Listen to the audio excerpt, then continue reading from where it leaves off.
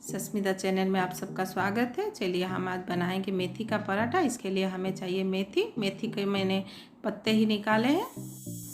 इसको अभी अच्छे से धो लेंगे और चॉप कर लेंगे। मेथी खाना हेल्थ के लिए अच्छा है, तो क्यों ना हम मेथी का पराठा ही बना लेंगे। चलिए शुरू करते हैं।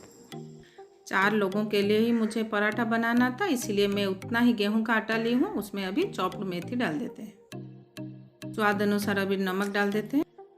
थोड़ा सा हल्दी भी इसमें डाल देंगे। लाल मिर्च का पाउडर भी इसमें अभी 1 स्पून डाल देते हैं। जीरा भी इसमें डाल देते हैं। थोड़ा सा अजवाइन भी डालेंगे।